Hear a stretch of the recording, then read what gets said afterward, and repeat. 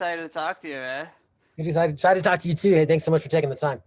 No problem, man. Before we get into your new single, here at Bionic Buzz, we're all about people's passion. Where did your passion, uh, music, kind of come from? A certain album inspired you, or something that was just naturally for you as a child?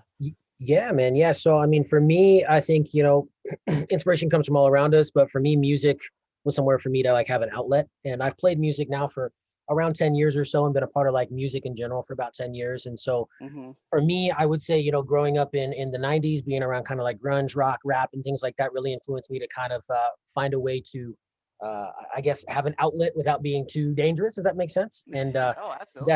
that's kind of where my love for music came from, was being able to kind of play music or listen to music and kind of escape into my own world, which was cool. So Yeah, for me, it was definitely when I was 11 years old, seeing "Smells Like Teen Spirit" on MTV back in the late '91. So, I mean, it's sad. Today's the 27th anniversary of Kurt's death back in 1994.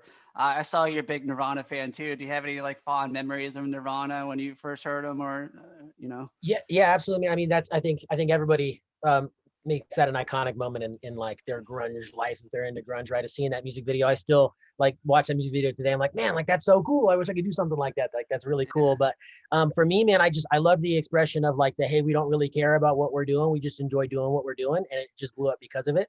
I think that was so profound that they just were like, hey, we're hanging out and having a good time playing music, and if you like it, great. If not, great. Like get out of here. So I love that. Yeah, awesome, man. Your new single, "Spotless Mind," which I watched the lyric video on. I especially enjoyed the how it was like a text message kind of back and forth. Obviously, it's inspired by "Eternal Sunshine of Spotless Mind." Fantastic movie. I guess talk about the writing process after you saw the movie and kind of came up with this concept for a song about. Yeah. Spotless Mind, Eternal Sunshine of the Spotless Mind is my favorite movie.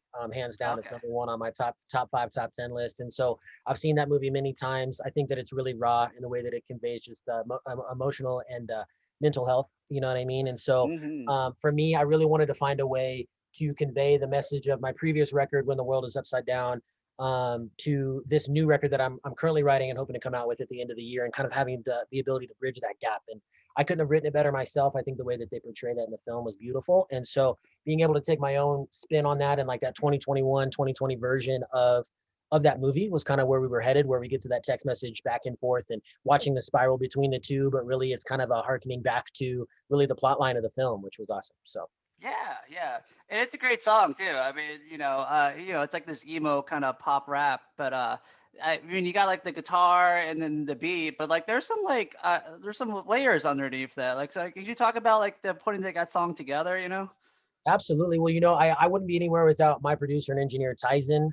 He Hmm. and I really take time to think about what we want to do in a vein that is digestible for the people that listen, right? I want to make sure that the things that I put out connect with individuals. It's the whole reason I believe that music exists, and the ability to, have crowds and fans and people who enjoy listening to music is so that we can connect with each other, right? And so my engineer and I, we got together and I said, hey, I'd love to, get some more guitar lines into this next record. I love, like I said, the rock and grunge vibe of music. And so we Yeah. worked together with another creator named Tron, and he came up with that guitar line, and it's beautiful. And from there, it kind of snowballed downward. And I had just finished watching the film, and I was like, man, I think this is the moment where we can write something beautiful from this perspective. And so, while writing this, obviously, writing lyrics and putting together the beat and putting together the instrumental, we're kind of bouncing ideas back and forth very similarly to this interview now, where it's, either through Oh, cool. video or through text message or through just kind of like online forums, as he's out in LA and I'm out in Denver. And so we get to work together in more of that digital spectrum. But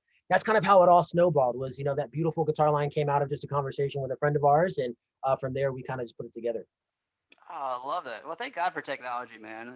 Especially during when it's pandemic and shut down. At least like artists have had new music out and stuff, and a lot of them have collaborated just over through Zoom or sending tracks back and forth. So that's cool that you're in Denver and your producer's in LA. Yeah, really cool. So what you said you work on a new album? Is there going to be more stuff like this sort of theme, or kind of other inspiring from other movies or life in general?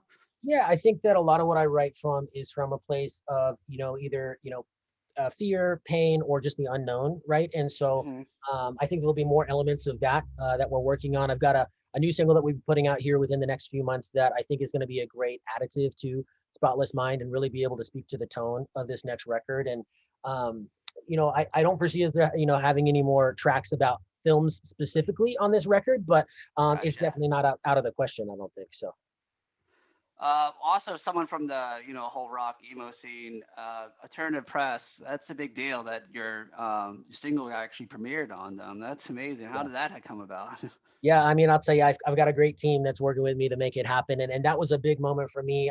I grew up in the rock and metal world, right? I'm playing in local metal bands and touring from time to time in metal bands, and so the fact that we were able to get that premiered on Alternative Press was a big moment for me, and one of those ones where you run around the house and get really excited about what's happening. And so awesome write-up, the ability to be able to speak with them about mental illness and about the effect of the world on an individual, and how 2020 was such a rough time for everybody was awesome. And then being able to tie that back to the track and where we're headed now was really cool. So I love it. Before I let you go, website, social media wise, people can hook up and follow you. Yeah, absolutely. It's going to be Coda Meraki on all social medias. If you message or email, I'm pretty quick on getting back to you. I really love the ability of being able to connect to people. So thanks so much for taking the time. Very cool, man. Well, all right, man. We'll talk when your new album comes out later this year. Sounds great. I look forward to it.